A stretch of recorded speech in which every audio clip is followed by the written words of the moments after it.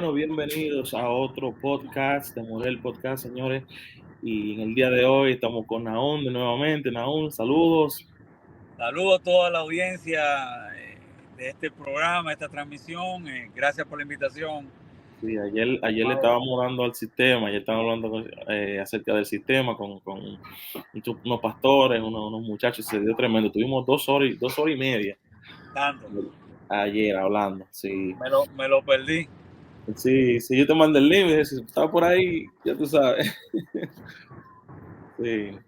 Pero hoy vamos a hablar un poquito del cuerpo de Moisés. ¿Qué pasó en sí con el cuerpo de Moisés? Vamos a leer el Deuteronomio, capítulo 34. Vamos a leer el verso 5 y verso 6. Un segundito. Yo voy guiando, así que les pido disculpas que no puedo mirar la cámara fijamente. Está bien. Está bien. Ok. Deuteronomio, capítulo 34, versos 5 y 6, dice así. Y murió allí Moisés, siervo de Jehová, en la tierra de Moab, conforme al dicho de Jehová. Y lo enterró en el valle, en la tierra de Moab, enfrente de Bet Peor, y ninguno conoce el lugar de su sepultura hasta hoy. Ok, dice aquí, bueno, que en otras palabras, Jehová fue que lo enterró y lo ocultó. Dice que fue Jehová, no dice que fue Jehová en sí, sino que dice y lo ocultó y lo enterró en el valle. Pero dice dónde, o sea, dice en Bet Peor, dice en Moab. Se entiende que fue Dios. Se entiende que fue Dios, sí. Claro, se entiende que fue Dios. Pero en sí también, usando un poquito la lógica, Nahum, es un poquito, o sea, duro de comprender que Jehová, o sea, estamos hablando de Jehová, no estamos hablando de un ángel o que envió su espíritu, no, sino que Jehová. Entonces Jehová descendió del cielo a enterrar a Moisés. O sea, bueno, hay un relato en la Biblia que Jehová visitó a Abraham. Dice la que Jehová lo visitó y Abraham le lavó los pies y le dio comida y comió. A los 3 varones, ¿no? Sí, pero dice que entre ellos estaba Jehová. Y entre ellos estaba Jehová, ¿no? Sí, porque cuando dice que envió los dos varones que descendieron a Sodoma y Jehová se quedó hablando con Abraham. O sea, que Jehová tiene una apariencia física. Exacto. Como forma de ahí estoy llamando. Una forma humana. Un segundito, Nahum. Sí, estamos en vivo, bro. Métete al en vivo. Sí, ¿Quién es ese? ¿Quién es ese? Josué. Josué, entra. Él va a entrar ahora. Pues sí, entonces Dios puede tomar forma. Bueno, hay diferentes criterios en ese sentido. Que Dios puede tomar una forma humana, pero yo entiendo que Dios tiene forma de hombre. O sea, tú entiendes que Dios tiene forma de hombre, no de mujer. Bueno, porque hay un mensaje ahí que cuando Dios era mujer, no sé si lo has escuchado. Sí, yo escuché eso, pero Dios tiene para mí, o sea, mira qué pasa, Dios tiene una manifestación física y la manifestación física de Dios es como un hombre. De hecho, en el libro de Hechos dice que Dios nos hizo de su linaje, de su esperma, de su ADN, de un solo linaje hizo a todos los hombres. Eso se dice porque somos linaje suyo. O sea, que es posible que Dios no hiciera a partir de su ADN, pero hay un verso en la Biblia que dice que Dios es espíritu. También. Ese verso está el mal traducido. No tiene forma, no tiene. No, okay. Ese verso está mal traducido. El verso lo que dice es el espíritu de Dios. O sea, lo que está diciendo es que Dios tiene un espíritu, no que es un espíritu. Si tú analizas el texto griego, wow. habla del espíritu de Dios. O sea, sí, y eso por muchos años hemos escuchado que Dios es espíritu. No, el verso habla del espíritu de Dios y los que le adoran deben adorarle en espíritu y en verdad.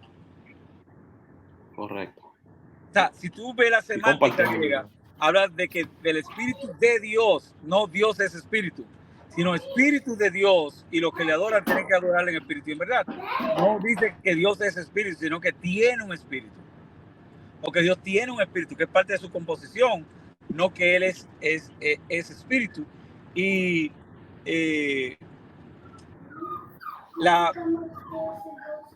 lo que pasa es que hay una manifestación de Dios para este universo, que es la imagen visible del Dios invisible, que también se conoce como Yahweh. Es una manifestación física de Dios. Ahora bien, como Dios en esencia, Moisés le dijo, muéstrame tu gloria, o sea, quiero verte en tu esplendor, en tu naturaleza 100%, como tú eres. Yo entiendo que nunca la tierra ha recibido la visitación de Dios en su presencia plena como Él es. Creo que la tierra desaparecería si Dios se manifiesta como Él es. Tremendo, pero tremendo. Viendo el tema, hay mucha evidencia de que un personaje con forma humana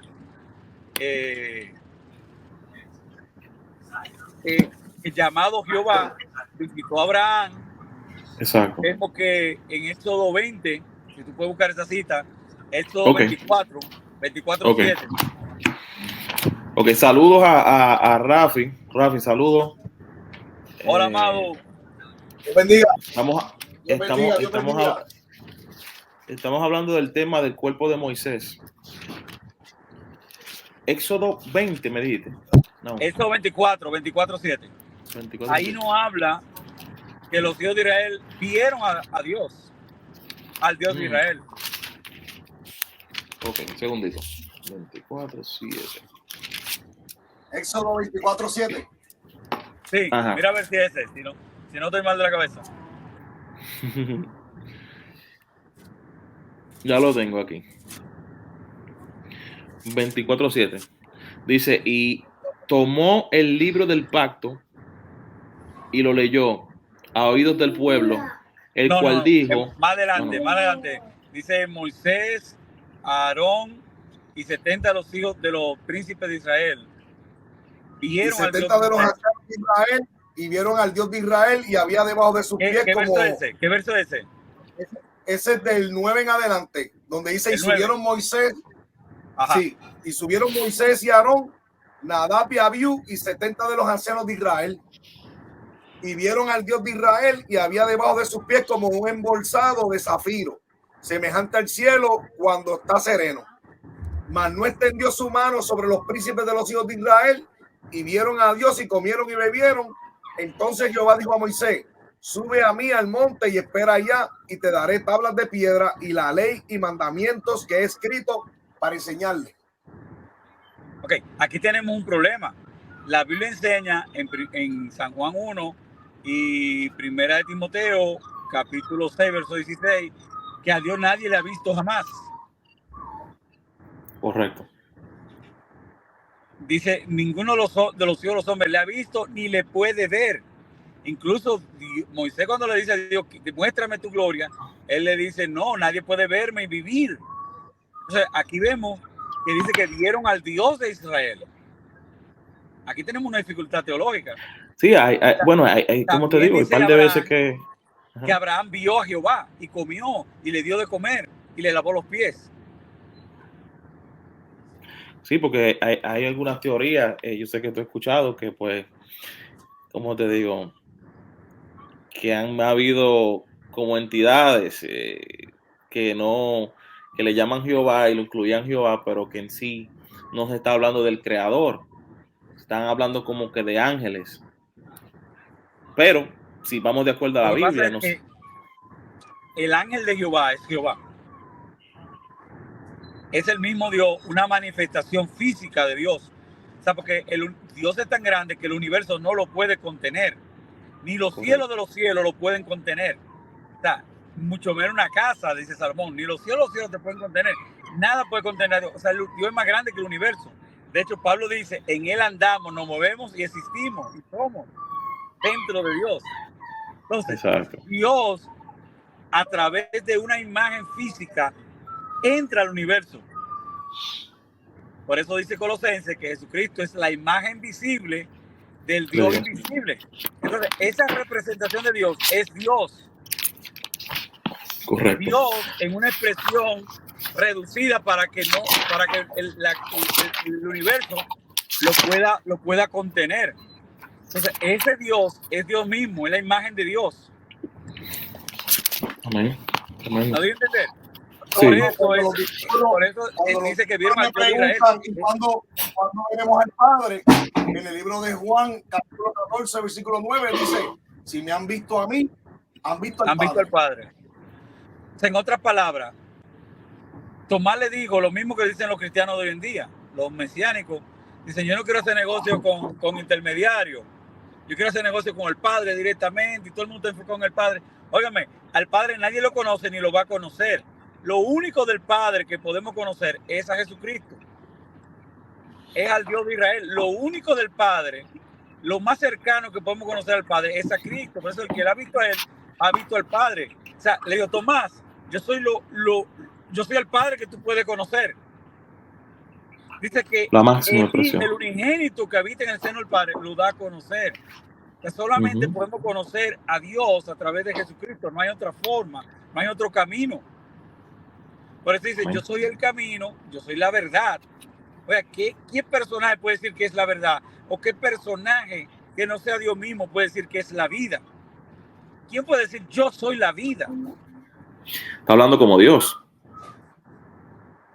¿No entiendes? De la posición de Dios. Por eso Pablo lo dice muy claramente. Y por eso mucha gente odia al apóstol Pablo. Porque el apóstol Pablo en Tito dice: nuestro gran Dios y Salvador Jesucristo. Correcto. Y Romanos 9:5 también vuelve y repite. Dice: el cual es Dios sobre todas las cosas. Tremendo. Vamos a leer a Judas capítulo 1, verso 9. Entonces, para seguir con el tema, entonces dice: por cuanto el arcángel Miguel contendía con el diablo, disputando por el cuerpo de Moisés, pero no se atrevió a proferir juicio de maldición contra él, sino que dijo: el Señor te reprenda. Mira. O sea, el problema que yo tengo aquí, el problema que yo tengo. El problema que yo tengo aquí es que si Dios lo escondió en un lugar que nadie sabía dónde está el cuerpo de Moisés, ¿cómo es que el diablo lo encuentra? O sea, es bien raro, porque si Dios lo esconde, si Dios te esconde, se desaparece. O sea, no hay forma de encontrarte. Pero el diablo lo encontró. Y ahí eso está bien. Bueno, una vez Dios escondió a Jeremías y lo escondió y estaba delante de la gente y la gente no lo podía ver. Claro, y Jesús en un momento también se dice que como que no se desapareció entre medio de ellos para que no lo mataran. Por ejemplo, a Jeremías lo estaban buscando para matarlo y no lo encontraban porque Dios lo escondió. Pero él estaba ahí en la ciudad, pero la gente no podía verlo. Mira. Y otra cosa. Ajá. Entonces, si Dios lo escondió, ¿cómo que el diablo lo encuentra? ¿Y por qué entonces Dios mismo no lo echa fuera? Porque entonces viene un ángel, viene Miguel a pelear. Cuando si Jehová mismo le dice: pues te lo reprende. Pero nada, eso son cosas, ya especulaciones. Lo que vamos a hablar aquí es un poquito fuerte. Así que aprovechemos los cinturones. Mira, la Biblia dice que toda la escritura es inspirada por Dios. Pero Carballosa dice que la traducción correcta de ese verso es: toda la escritura que es inspirada por Dios es útil para enseñar, redarguir, instruir en justicia, a fin de que el hombre de Dios sea enteramente preparado para toda buena obra. Pero solamente la que es inspirada por Dios. No todo lo que está en la Biblia es inspirado por Dios. Y vamos a explicarte. No vamos a decir inspirado por Dios.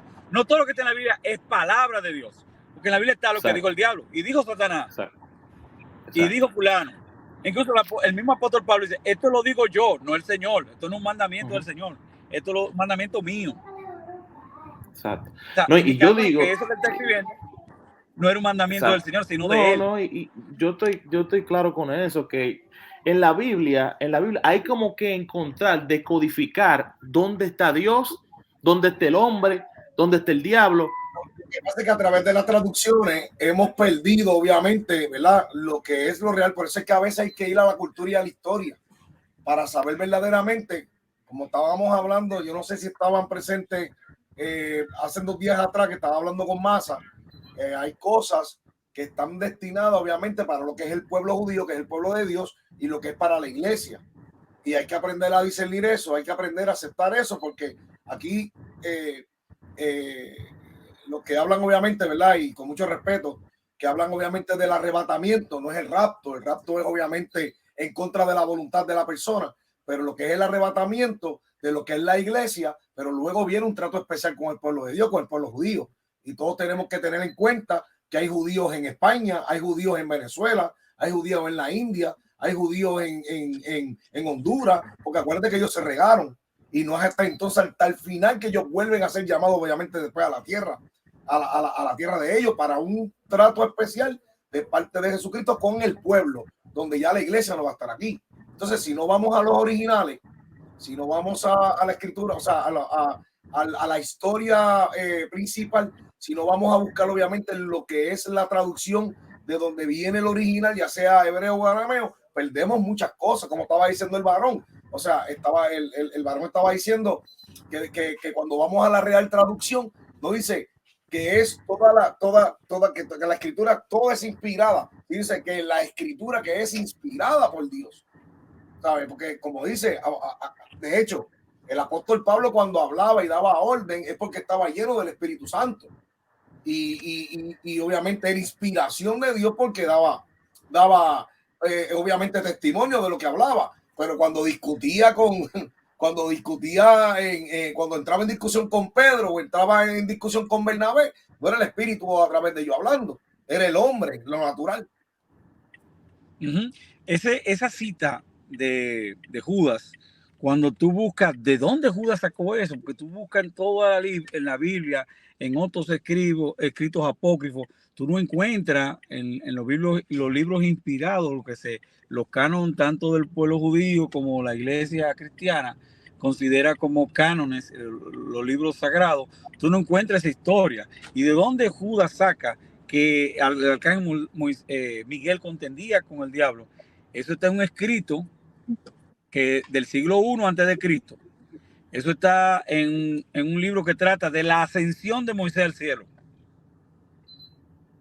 Y eso, entonces, si tú lo tomas como válido, está contradiciendo la palabra de Jesucristo cuando dijo que nadie había subido al cielo. Pero en el siglo I, un rabino escribe sobre la ascensión de Moisés, y de ahí donde Judas, o el escritor de Judas, que no se sabe quién es que escribe y toma esa parte, ese artículo de la discusión entre Miguel y Satanás por el cuerpo de Moisés. Entonces, si tomamos esto como bueno y válido, de que Moisés contendía, ¿de dónde lo saca Judas? De ese libro. Entonces, entra en contradicción con la palabra que está en San Juan 3:13, que dice que nadie ha subido al cielo. Y ese libro, aunque Judas no toca esa parte, solamente que el arcángel no profirió juicio de maldición contra Satanás. Porque, ¿de qué está tratando? Vamos a ver el mensaje de Judas. El mensaje de Judas es que esta gente hablan de ángeles y de cosas que no conocen, ¿verdad? Se entrometen en cosas que desconocen, hablan de cosas que no tienen entendimiento. Y dice, ni aún el arcángel Miguel se atrevió a proferir juicio de maldición contra Satanás cuando contendía con él por el cuerpo de Moisés, sino que dijo, el Señor te reprenda. Entonces el mensaje es que esta gente no deben de, oyen gente, por ejemplo, que hoy en día están, que ato al diablo y que lo rompo la cabeza y que le hago esto y que le hago aquello. Entonces no tengan cuenta, porque ni siquiera los ángeles se atreven a hacer eso. Pero ¿de dónde toma él esa información? Esa información la toma de un escrito judío, que aparentemente para el escritor era un escrito válido, de un rabino judío que narra la historia de que Moisés ascendió al cielo. Ahora bien, esa historia de que Moisés ascendió al cielo es contrario a las escrituras, porque Jesucristo dijo, 100 y pico de años después de que ese escritor hablara de la ascensión de Moisés, que nadie ha subido al cielo. Está escrito en Juan 3:13. Ahí está estipulado. Ajá. Entonces, aunque Judas no toma esa parte que Moisés subió al cielo, pero la toma de ese libro que habla de la ascensión de Moisés. sea, que esta historia es una historia de un judaísmo que quiere hacer de Moisés algo superior. ¿Entiendes?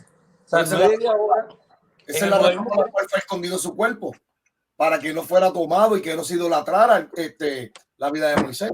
Exactamente, eso es lo que entendemos, que si los judíos hubieran encontrado el cuerpo de Moisés, hoy en día en la tumba de Moisés fuera un culto. ¿Entiendes? Porque para ellos Moisés fue lo más grande. Incluso muchos cristianos mesiánicos hablan como que Jesucristo va después de Moisés.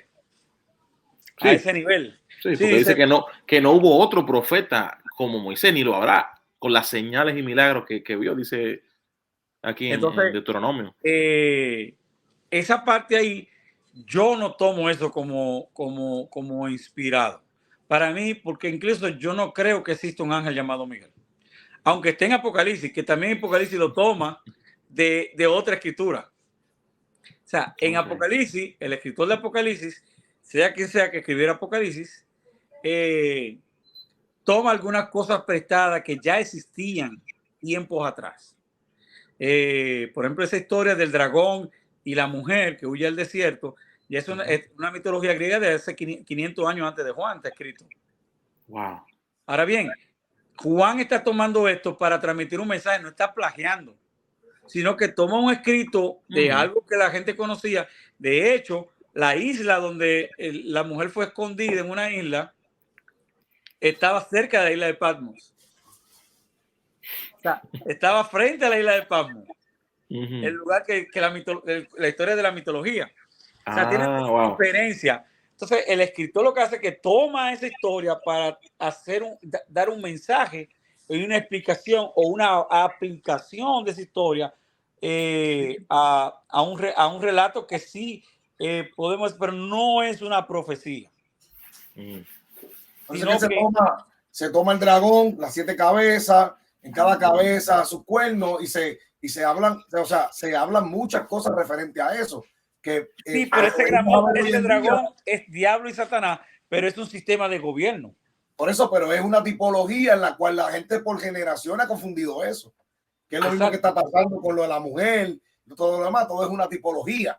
Que estaba tratando de hacer una simbología para que el que tuviera el conocimiento entendiera. Exacto, por eso yo te dije, cuando tú me hablaste otra vez algo de catología, yo de catología no me hables, yo no sé de catología, no sé si recuerdas. Yo vi que te sorprendiste donde dije, yo no sé de catología, porque es algo de simbológico, son cosas que la mayoría de cosas ya pasaron, la gente la está tomando como eventos del futuro, y la mayoría de Apocalipsis, en un 90%, ya eso pasó, eso es historia patria. Pero entonces hay que dejarle a la gente tranquila. Por ejemplo, la gente está esperando un 666 cuando ese número fue modificado después. En original era 613, algo así. Ni siquiera 666. Háblame de eso. ¿Cómo así? El sello de la bestia, el sello. Es decir, el número de hombre original de los textos que se han encontrado más antiguos no era 666, era como 613. ¿Y cuándo era? ¿Y se modificó? ¿Lo modificaron? Lo fueron modificando cuando estaban haciendo la copia, ponían entonces al emperador de turno, le cambiaban el número porque el número indicaba el emperador. Sí, porque tenía que ver con algo de las cartas, ¿no? De las cartas. Lo fueron modificando hasta que quedó, ese número se cambió como 3 veces. Entonces, hoy en día la gente está esperando un número que no es parte de lo que Juan escribió. Lo que pasa es que sí. Lo que pasa es que si llega a eso y ya eso se ha vuelto diabólico, hay películas de todo el mundo, un universo. Eso es una doctrina. Eso es una doctrina. Tiene sentido, porque si es 66, el cristiano que sabe que es 66 no se lo va a dejar poner. Es lógico. Es sentido común. Sí. Digo, el que tiene una vocación verdadera, una fe verdadera en Jesucristo. Tú sabes que eso se ha hecho un tema, como quien dice, multimillonario. El que tiene la High, que hizo esa película, y multimillonario. Bueno, pues entonces, imagínate, un número que no es el número siquiera que estaba cuando se escribió. En los manuscritos más antiguos parece 613, me parece 614, un número así. Y lo han cambiado como 3 veces. Sí. El último que quedó fue 666. O sea, y toda la mitología que se ha inventado en ese número, que no es algo real. Exacto. Es un un número que es espurio, que ha sido cambiado, que no está en el texto original, y ya hay toda una doctrina y toda una sensación. Una doctrina. ¿Cómo tú le sacas el 666 a los evangélicos? No, imposible. De la Eso cabeza. es como Lo más que mental puede de hacer la madre. es reprendemos al hermano Nahum. No, envían al diablo, muchachos. Ahí no tiene el sentido cultural de lo que obviamente de lo que Marx ha enseñado, Marx ha aprendido y Marx sigue enseñando. Porque obviamente no se va, obviamente, a los originales. No hay preocupación por ir, obviamente, a buscar lo que son las traducciones y especialmente lo cultural, que es lo histórico. Porque habían cosas, hay un montón de dichos que eran dichos del pueblo judío, como decir, yo puedo llevar el caballo al río, pero no puedo obligarlo a que beba agua.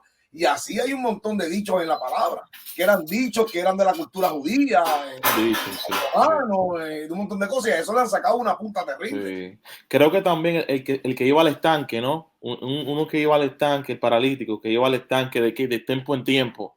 ¿Eso fue verídico o fue una alegoría también? Yo en mi parte, yo por lo menos entiendo que fue verídico. Y el ángel estaba ahí. Lo que pasa es que, obviamente, a nivel cultural, es como estaba diciendo el varón, que la mujer había sido escondida en la isla frente de Pasmo. ¿Entiendes? Sí. O sea, había mucho de la mitología, pues acuérdate que estas culturas se habían fundido con Roma. De Roma es que nace, obviamente, toda esta cuestión del Minotauro y de Medusa y todas estas historias, obviamente, que habían monstruos en el mar. Y lo funcionaron con la Biblia. Exactamente, porque había una fusión de cultura y esta gente en sus negociaciones, cuando viajaban en barco para hacer, obviamente, sus negocios, pues traían muchas cosas de otros sitios y volvían otra vez allí y hacían cuentos. Mira, el sello de la bestia no es un chip, ni es una vacuna. No es el COVID. No es nada por el estilo. Seguro que ¿Dónde está el sello de la bestia? Aquí y aquí. Tus acciones y tus pensamientos. Wow. ¿Y dónde está el sello de Dios? También aquí, en tus pensamientos y tus acciones. Ahí es que está el sello de Dios y el sello de la bestia. Lo que tú haces es lo que indica si tú estás sellado por Dios, sellado por el diablo. Pero eso es algo, una simbología que yo no quiero hablar de eso ahora, porque entonces me van a excomulgar más de lo que estoy. Pero obviamente lo que quiero decirte es, encontramos ese escrito ahí y se ha hecho toda una teología de que el arcángel Miguel contendía con Satanás, lo mismo que pasa que contendía con el diablo y que le arrebató la tercera parte de las estrellas. Todo esto es una historia que toma el escritor de Hebreo de Apocalipsis y el escritor de Judas. El escritor de Judas saca eso de ese escrito de la ascensión del cuerpo de Moisés. Ahora bien, ¿esto es verídico? Bueno, eso está en contradicción con lo que Jesucristo dijo. Para mí, yo no puedo tomar eso como verídico, aunque lo haya escrito Pablo, aunque lo haya escrito Juan, aunque lo haya escrito quien lo haya escrito. Entonces, el escritor de Judas, que es un autor desconocido, la tradición le puso que era Judas. Aparentemente, lo que toma es escrito de Pedro. O sea, toma lo que escribió Pedro. Si tú miras lo que está escrito en Judas, está lo que escribió Pedro y otros escritos judíos también de la época intertestamentaria. Entonces, yo voy a tomar esa historia que Moisés contendía con el diablo y él contendía con Miguel. Pero ¿qué es lo que pasa? Los judíos interpretaron que el Miguel que está en Daniel 9 y en Daniel 12, Daniel 10, Daniel 12, ese Miguel era un ángel. Pero la Biblia establece que ese Miguel no era un ángel, ese Miguel era un hombre. Ahí, en mi canal de YouTube hay un video que habla sobre el ángel Miguel. Sí, señor, que vayan al canal de Nahum. Suscríbanse. El príncipe de Persia se llama. Tengo que buscarlo, para ir allá. El príncipe de Persia era búscalo. Era el príncipe de Persia. Y Miguel era uno de los principales príncipes. ¿Qué es un principal príncipe? Que era hijo de matrimonio. ¿Qué pasa? La casa de Persia y la casa de Media se habían unido en matrimonio. Y una temporada gobernaba un príncipe de la casa de Persia y otra temporada gobernaba un príncipe de la casa de Media, de los Medos, de Media. ¿Qué pasa? Cuando el ángel o el personaje que está hablando con Daniel le dice, desde la hora que tú empezaste a orar, se dio la orden para traerte, pero el príncipe de Persia se me opuso durante 21 días y solo Miguel, uno de los principales príncipes, vino a ayudarme. Pero ¿qué dice después de esto? Que Miguel lo ayudó. Y me quedé allí con los príncipes de Persia y de Media. Ahora bien, el ángel se quedó allá. Después que Miguel te ayudó, ¿cómo tú te vas a quedar con ellos? Número 1. ¿Verdad? Claro. En el capítulo 10, verso 1, en la misma conversación, él le dice al ángel, en el último versículo dice, tengo que volver a pelear con el príncipe de Persia, porque aquí el príncipe de Grecia viene. ¿Y quién era el príncipe de Grecia? ¿Otro demonio? No, Alejandro Magno. Alejandro. Iba a conquistar el imperio Medo-Persia. ¿Y qué le dice? En el primer año de Darío el Medo, yo estuve ahí para fortalecerlo y animarlo. Entonces, ¿cómo un ángel va a fortalecer un demonio? O sea, está diciendo, el rey anterior de Persia, que era un Medo, que andaban las dos casas, yo estuve ahí para animarlo y fortalecerlo. Ahora este príncipe de Persia no me hace caso. Yo fui consejero del rey anterior, pero este no me hace caso. Solo Miguel es el único que me ayuda a contender con él, a explicarle lo que está pasando y lo que viene. Que ahí comienza a contarle todos los reinos que venían. ¿Está hablando de demonios? No, está hablando de reinos. Viene después de este reino, se va a dividir en 4, como se dividió en 4 el imperio griego. Entonces, después de eso va a venir el imperio romano y le explica todos los reinos que van a venir. Exacto. ¿Está hablando de demonios? No está hablando de demonios. Ahora bien, en el capítulo 12 dice, en aquel tiempo, hablando del tiempo del fin, se levantará Miguel, uno de los principales príncipes que está a favor de los judíos. ¿Pero de qué principal príncipe? De los príncipes de Media y Persia.